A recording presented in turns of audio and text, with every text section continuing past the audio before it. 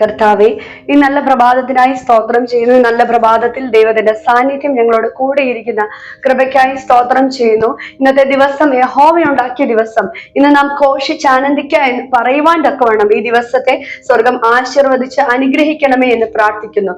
കർത്താവെ, ഈ ദിവസം അങ്ങയുടെ സാന്നിധ്യം ഞങ്ങളോട് കൂടെയിരുന്നു ഒരു വചനഭാഗം ഞങ്ങളുടെ ഹൃദയത്തിലേക്ക് അങ്ങ് തരുന്നതിനായി സ്തോത്രം ചെയ്യുന്നു.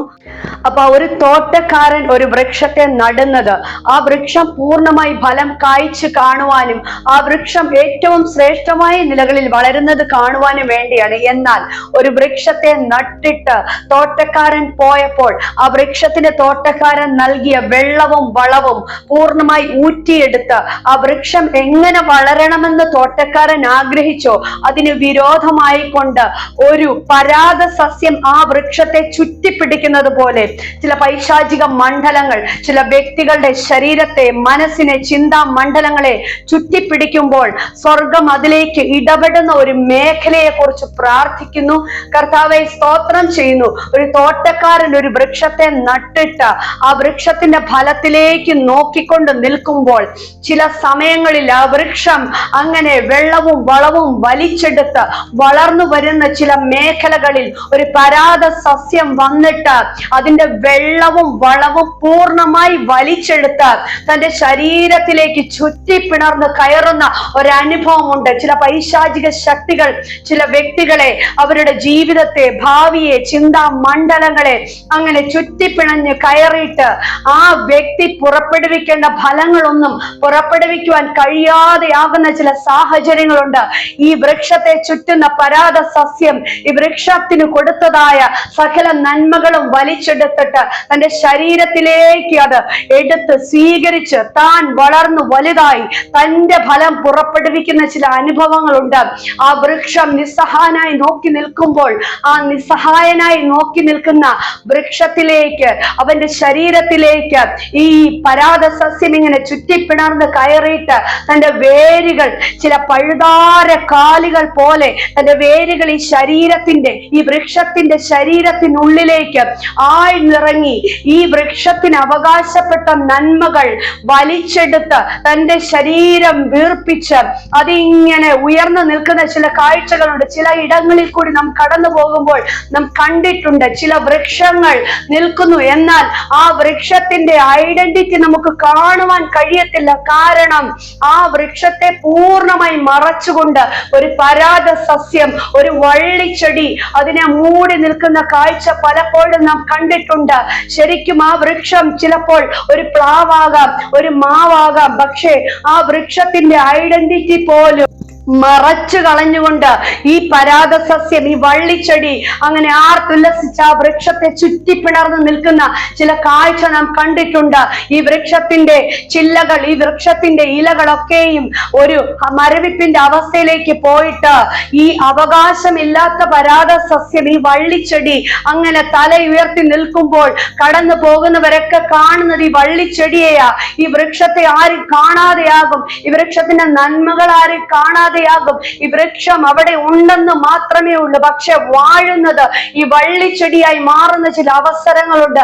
അതുപോലെ പൈശാചിക മണ്ഡലങ്ങൾ ചില വ്യക്തികളുടെ ജീവിതത്തിലെ നന്മകളെ, അവരുടെ കഴിവുകളെ, അവർ പ്രാപിക്കേണ്ട എല്ലാ അനുഗ്രഹങ്ങളെ തടഞ്ഞു വെച്ചിട്ട് ആ അനുഗ്രഹങ്ങളൊക്കെ വലിച്ചെടുത്തിട്ട് ഇങ്ങനെ തല ഉയർത്തി നിൽക്കുന്ന സാഹചര്യത്തിൽ ഞാൻ വിശ്വാസത്തോടെ പ്രാർത്ഥിക്കുന്നു. കർത്താവേ, സ്തോത്രം. ആ തോട്ടക്കാരൻ അവിടെ വന്നാൽ ഈ പരാഗ സസ്യത്തിന്റെ സകല വാഴ്ചകളും അവിടെ അവസാനിക്കും. പലരും ഈ വൃക്ഷത്തെ കണ്ട് കടന്നു പോയവരായിരിക്കും. ഈ വൃക്ഷത്തിന്റെ അവസ്ഥ കണ്ടിട്ട് ആരും അതിനെ ശ്രദ്ധിക്കാതെ കടന്നു പോയെങ്കിലും ഈ വൃക്ഷം നട്ടവൻ, ഈ തൈ അവിടെ നട്ടവൻ കടന്നു വന്നാൽ ഈ വള്ളിച്ചെടിയുടെ കാര്യം അവസാനിച്ചു. ആ തോട്ടക്കാരൻ അത് കണ്ടിട്ട് കടന്നു പോകത്തില്ല. തോട്ടക്കാരൻ അത് കണ്ട് കടന്നു പോകുവാൻ കഴിയത്തില്ല. അവൻ ആ മേഖലയ്ക്കകത്ത് കൈവെക്കും. വൃക്ഷത്തിനകത്തും എത്ര നേരം മെനക്കെട്ടാലും തന്റെ കൈകൾ കൊണ്ട് ആ വൃക്ഷത്തിനൊരു പൂർണ്ണ വിടുതലാകുന്നിടം വരെയും ആ തോട്ടക്കാരൻ അവിടെ മെനക്കെട്ട് നിൽക്കും. നമ്മുടെ കർത്താവായ യേശു ഇതുപോലെ തന്നെ നമ്മെ നട്ടിട്ട് നാം അവിടെ വളർന്നു വരുന്ന സാഹചര്യത്തിൽ ഏതെങ്കിലും പൈശാചിക മണ്ഡലങ്ങൾ നമ്മുടെ വളർച്ചയെ, നമ്മുടെ സന്തോഷത്തെ, നമ്മുടെ സമാധാനത്തെ തടഞ്ഞു വെക്കുന്നത് കാണുമ്പോൾ നാം യേശുവേ എന്നൊന്ന് ഉറക്കെ വിളിച്ച് പ്രാർത്ഥിച്ചാൽ അവിടെ ഇറങ്ങി വന്ന് ഈ തോട്ടക്കാരൻ ചില പ്രക്രിയ നടത്തും. അത് നമുക്ക് വിടുതല. ഈ തോട്ടക്കാരൻ വരുമ്പോ കാണുന്ന കാഴ്ച താൻ കണ്ണിൽ ആഗ്രഹിച്ചു വന്ന, താൻ പ്രതീക്ഷിച്ച ഫലം പുറപ്പെടുവിച്ചു നിൽക്കുന്ന വൃക്ഷത്തെ അല്ല, മറിച്ച് ആ വൃക്ഷത്തെ ചുറ്റി പിണർന്ന് തന്റെ വേരുകൾ ഈ ശരീരത്തിലേക്ക് ആഴ്ത്തി ഇറക്കി നിസ്സഹായനായി വൃക്ഷത്തെ മാറ്റി, ചലിക്കാൻ കഴിയാത്ത നിലകളിൽ മരിച്ചവനെ പോലെ ഈ വൃക്ഷത്തെ മാറ്റി ആക്കി വെച്ചിരിക്കുന്ന വള്ളിച്ചെടിയെ കാണുമ്പോ ഈ തോട്ടക്കാരൻ അതിന്റെ അടുത്തേക്കൊരു യാത്രയുണ്ട്. സ്തോത്രം. അങ്ങനെ അടുത്തേക്ക് ചെന്നിട്ട് ഈ തോട്ടക്കാരൻ ആദ്യം ഹല്ലേലൂയ മുഴുവനായിട്ട് ഈ വൃക്ഷത്തെ ഒന്ന് നോക്കും. ഈ വൃക്ഷത്തിൽ എന്താണ് ചുറ്റിപ്പിണഞ്ഞ് നിൽക്കുന്നത്, ഈ വള്ളിച്ചെടി എവിടെ വരെ വളർന്നു പോയിട്ടുണ്ട്, ഇത് ഏതൊക്കെ മേഖലകൾ വരെ യാത്ര ചെയ്തിട്ടുള്ളതെന്ന് സ്കാൻ ചെയ്ത് പിടിച്ചിട്ട് തോട്ടക്കാരൻ തന്റെ പ്രവൃത്തി ആരംഭിക്കും. സ്തോത്രം.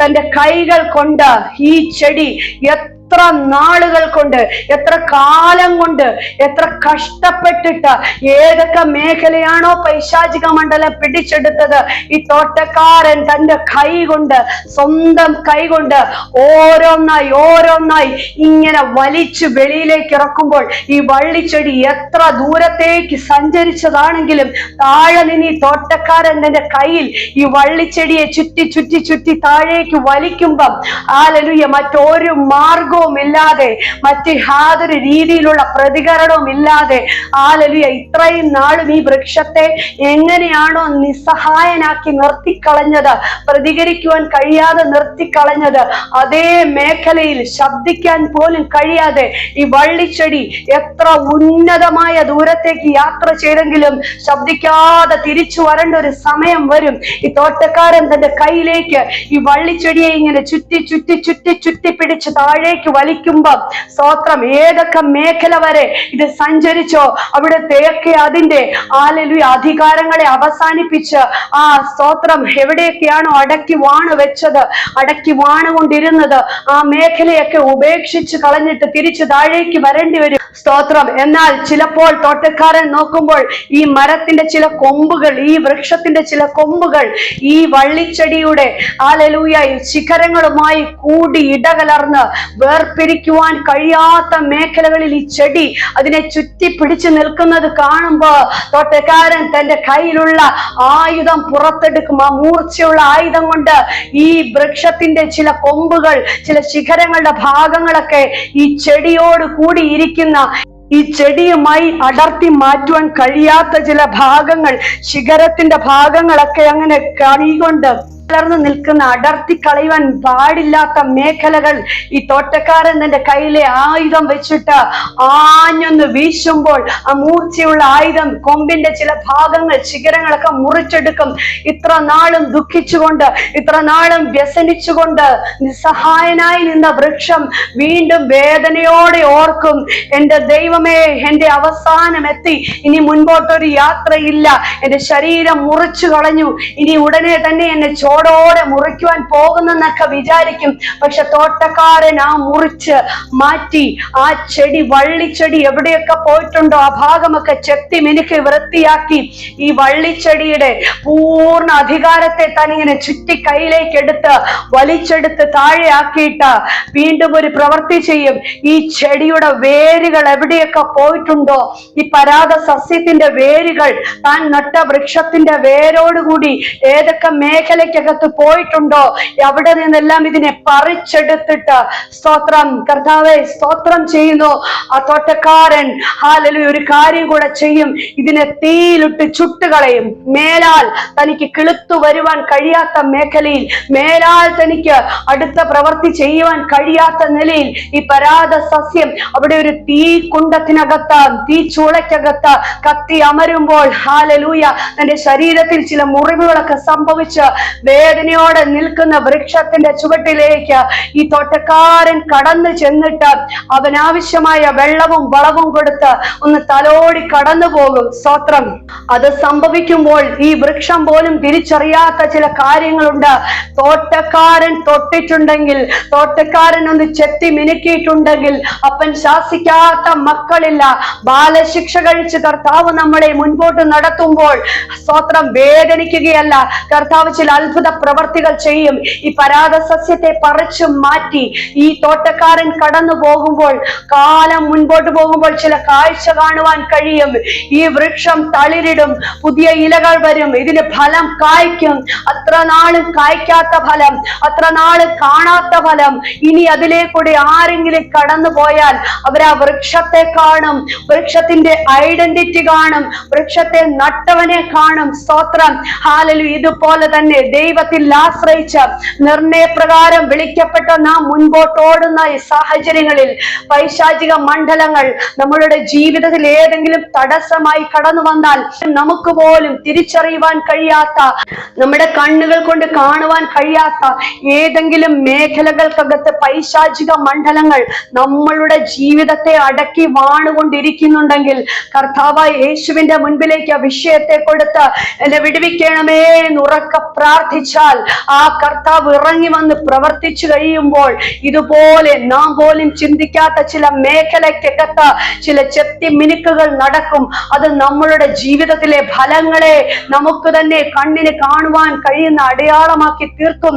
നമുക്ക്, നമ്മുടെ തലമുറയ്ക്ക്, നമ്മുടെ പ്രിയപ്പെട്ടവരുടെ ജീവിതത്തിലൊക്കെ ഏതെങ്കിലും മേഖലകൾ ഇതുപോലെ പരാത സസ്യങ്ങൾ കയറി വാഴുന്നുണ്ടെന്ന് തിരിച്ചറിഞ്ഞു കഴിഞ്ഞാൽ സ്തോത്രം, ഈ ഭൂമിയിൽ ഒരിടത്തേക്കുമല്ല ഓടേണ്ടത്. ബൈബിൾ എടുത്ത് ദൈവസന്നിധിയിൽ മുഴങ്കാൽ മടക്കി, കർത്താവേ ഈ മേഖല കർത്താവെ ഞാൻ ആഗ്രഹിക്കുന്നത് പോലെയല്ല ചലിച്ചു കൊണ്ടിരിക്കുന്നത്, ഈ മേഖല കർത്താവെ അങ്ങ് ആഗ്രഹിച്ചത് പോലെയല്ല ഞങ്ങളുടെ ജീവിതത്തിൽ സംഭവിച്ചു കൊണ്ടിരിക്കുന്നതെന്നൊന്ന് ഏറ്റുപറഞ്ഞ് ഉപേക്ഷിക്കാൻ തയ്യാറായാൽ ഈ തോട്ടക്കാരൻ തന്റെ ആയുധമായി കടന്നു വരും. ഇരുവായ്ത്തലയുള്ള വാള് പോലെ വചനം നമ്മളുടെ മുൻപിൽ നിൽക്കുമ്പോൾ ഹല്ലേലൂയ, പിശാചിന്റെ പ്രവൃത്തികളെ അഴിപ്പാൻ അത്ര മനുഷ്യപുത്രൻ ഭൂമിയിൽ വന്നതെന്ന് നാം പൂർണ്ണമായി വിശ്വസിക്കുമ്പോൾ നമുക്ക് ആശ്രയിക്കുവാൻ ഒരു ക്രൂശ് ഉണ്ട്. എത്ര വലിയ ശക്തികൾ നമുക്കെതിരെ നിന്നാലും, പാമ്പുകളെയും തേളുകളെയും ശത്രുവിന്റെ സകല ബലത്തെയും ചവിട്ടുവാൻ അധികാരം നമുക്ക് തന്നിരിക്കുന്ന സ്വർഗത്തിൽ നിന്ന് ഇറങ്ങി വന്ന ദൈവപുത്രൻ നമുക്ക് വേണ്ടി അത്ഭുതം ചെയ്യും. നാം സമർപ്പിച്ചു കൊടുക്കുവാൻ തയ്യാറായാൽ, വിട്ടുകൊടുക്കുന്ന മനോഭാവത്തോടെ അല്ല. സ്തോത്രം. ഏത് പ്രതിസന്ധി വന്നാലും ഞാൻ എന്റെ ദൈവത്തിന്റെ കരം പിടിച്ച് ഇതിനെ ചാടിക്കടക്കും. നിന്നാൽ ഞാൻ പടക്കൂട്ടത്തിന് നേരെ പാഞ്ഞു ചെല്ലും. എന്റെ ദൈവത്താൽ ഞാൻ ഈ മതിൽ ചാടിക്കടക്കും. ഈ വിശ്വാസത്തോടെ മുൻപിൽ വരുന്ന പ്രതിസന്ധിയെ ആത്മീയ കണ്ണുകൊണ്ട് സ്കാൻ ചെയ്തിട്ട് ഹല്ലേലൂയ മുൻപോട്ട് ചലിക്കുവാൻ നാം ഒരു സ്റ്റെപ്പ് വെച്ചാൽ സ്തോത്രം, അതിന്റെ ബാക്കി കാര്യം ഹല്ലേലൂയ കർത്താവിന് ചെയ്യുവാൻ കഴിയും. യേശു തൊടാത്ത ഒരു മേഖലയുമില്ല, യേശു കർത്താവിന് ഹാൻഡിൽ ചെയ്യുവാൻ കഴിയാത്ത ഒരു വിഷയവുമില്ല. ദൈവത്തിന്റെ സന്നിധിയിൽ ആ വിഷയമായി നാം കടന്നു ചെന്നാൽ സ്തോത്രം, മരിച്ചവനെ ഉയർപ്പിക്കുവാൻ കഴിയുന്ന ദൈവം മരിച്ചവനെ പോലെ ഒരുത്തനെ കല്ലറയിലാക്കി തന്റെ ശരീരത്തെ തൻ കല്ലുകൊണ്ട് ഇടിച്ചു നശിപ്പിച്ചുകൊണ്ടിരുന്ന മേഖലയ്ക്കകത്ത് അവനിലായിരുന്ന പൈശാചിക മണ്ഡലത്തെ ഒറ്റ ശാസനം കൊണ്ട് പുറത്തു കളഞ്ഞ ദൈവമാണ് നമ്മുടെ ദൈവം. ഏത് മേഖലയാണെങ്കിലും നമ്മളെ അടക്കി വാഴുന്നത് ദൈവത്തിന്റെ ശക്തി അല്ല എന്ന് ആത്മീയ കണ്ണുകൊണ്ട് സ്കാൻ ചെയ്യുവാൻ കഴിഞ്ഞാൽ ആ വിഷയത്തെ ദൈവത്തിന്റെ സന്നിധിയിൽ കൊടുത്തിട്ട് ദൈവം ആ വിഷയത്തെ ചെത്തി മിനുക്കുന്നിടം വരെയും ദൈവ സന്നിധിയിൽ മുഴങ്കാൽ മടക്കി കണ്ണുനീരൊഴുക്കുവാൻ നാം തയ്യാറായാൽ സ്തോത്രം, ദൈവം അത്ഭുതം പ്രവർത്തിക്കും. ഹല്ലേലൂയ. അല്പം കൊണ്ടോ അധികം കൊണ്ടോ പ്രവർത്തിക്കുവാൻ കഴിയാത്തവനല്ല ദൈവം. ആ ദൈവത്തിന്റെ കരം കുറുകി പോയിട്ടില്ല, കാത് മന്ദമായി പോയിട്ടില്ല. സ്തോത്രം ചെയ്യുന്നു. ഹല്ലേലൂയ. നാം ഈ ഭൂമിയിൽ ജീവിക്കുമ്പോൾ നാം കടന്നു പോകുന്ന സകല വിഷയങ്ങളുടെയും പരിഹാരകൻ യേശു കർത്താവ് മാത്രമാണ്. സ്തോത്രം. ഈ ഭൂമിയിൽ അനേക ഡോക്ടർമാരുണ്ട്. സ്തോത്രം. അനേകമായി വിദ്യാഭ്യാസം നേടി അനേക കാര്യങ്ങളിൽ റിസർച്ച് ചെയ്തവരുണ്ട്. എന്നാൽ പല മേഖലകളും അതിന്റെ അന്ത്യത്തിലെത്തുമ്പോൾ പലപ്പോഴും മനുഷ്യൻ നിസ്സഹായനായി നോക്കി നിൽക്കുന്ന പല മേഖലകൾക്കകത്ത് ഈ ദിവസം വരെയും ദൈവം പ്രവർത്തിച്ചിട്ടുണ്ട്, യേശു പ്രവർത്തിച്ചിട്ടുണ്ട്, ദൈവം അത്ഭുതം ചെയ്തിട്ടുണ്ട്. സ്തോത്രം. മനുഷ്യർക്ക് അസാധ്യമായത് ദൈവം ദൈവത്തിന് സാധ്യമാകുന്നു. പ്രിയപ്പെട്ടവരെ, നിങ്ങളുടെ ജീവിതത്തിൽ ഏതെങ്കിലും മേഖലയ്ക്കകത്ത് നിങ്ങൾക്ക് ഹാൻഡിൽ ചെയ്യുവാൻ കഴിയുന്നില്ലെന്ന് തോന്നുന്ന വിഷയങ്ങൾ വരുമ്പോൾ സ്തോത്രം, നിങ്ങൾ ഓടേണ്ടത് മനുഷ്യരുടെ അടുത്തേക്കല്ല, സകലത്തിന്റെ പരിഹാരകനായ യേശു കർത്താവിന്റെ അടുത്തേക്ക്. ആ കരത്തിൽ സകല വിഷയത്തിന്റെ മറുപടി ഉണ്ട്. തോട്ടക്കാരൻ വൃക്ഷത്തിന്റെ അടുത്ത് എത്തേണ്ട സമയമാകുമ്പോൾ ആരും ആ തോട്ടക്കാരന്റെ വരവിനെ തടയത്തില്ല. നമ്മുടെ വിടുതൽ, നമ്മുടെ സൗഖ്യം അതിന്റെ സമയത്ത് കൃത്യമായി നടക്കും. തക്ക സമയത്ത് ഒന്നും താമസിച്ചു പോകത്തില്ല, ഒന്നും നേരത്തെയും ആകത്തില്ല. തോട്ടക്കാരൻ വൃക്ഷത്തിന്റെ അടുത്ത് എത്തേണ്ട കറക്റ്റ് സമയമാകുമ്പോൾ ആ തോട്ടക്കാരൻ എത്തുകയും അത്ഭുതം ചെയ്യുകയും ചെയ്യും. ഒരു കാര്യം മാത്രം, കാത്തിരിക്കുവാൻ തയ്യാറാകണം. ആ വൃക്ഷം കാത്തിരുന്നത് പോലെ തന്റെ തോട്ടക്കാരൻ വരുന്നതുവരെ പ്രത്യാശയോടെ കാത്തിരിക്കുവാൻ നമുക്കൊരു ബലം അകത്ത് നിറയണം. ഈ പരാത സസ്യം എത്ര ആഴത്തിലേക്ക് ഇറങ്ങിയാലും, ഇത് എത്ര ദൂരം യാത്ര ചെയ്താലും, എന്റെ ഏതൊക്കെ മേഖല പിടിച്ചടക്കിയാലും, എന്റെ തോട്ടക്കാരൻ ഇറങ്ങി വരുന്നിടം വരെ മാത്രമേ ഉള്ളൂ നിന്റെ പ്രഭാവം എന്ന് വിശ്വസിച്ചുകൊണ്ട് വിശ്വാസത്തിന്റെ നായകനും പൂർത്തി വരുത്തുന്നവനുമായ യേശു കർത്താവിനെ നോക്കി ഓട്ടം സ്ഥിരതയോടെ ഓടുവാൻ നാം തയ്യാറായാൽ ദൈവം നമുക്ക് വേണ്ടി അത്ഭുതം ചെയ്യുക തന്നെ ചെയ്യും.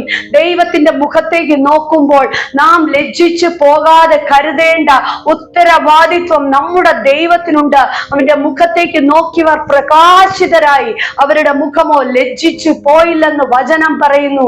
ആ വചനം ഒരു നാളും മാറിപ്പോകാത്ത വചനമാകിയാൽ സ്തോത്രം ചെയ്യുന്നു. പറഞ്ഞു തീരാത്ത ദാനം നിമിത്തം ദൈവത്തിന് സ്തോത്രം ചെയ്യുവാൻ നമ്മെ, ഇത് കേൾക്കുന്ന എല്ലാവരെയും കർത്താവ് അനുഗ്രഹിക്കട്ടെ എന്ന് പ്രാർത്ഥിക്കുന്നു.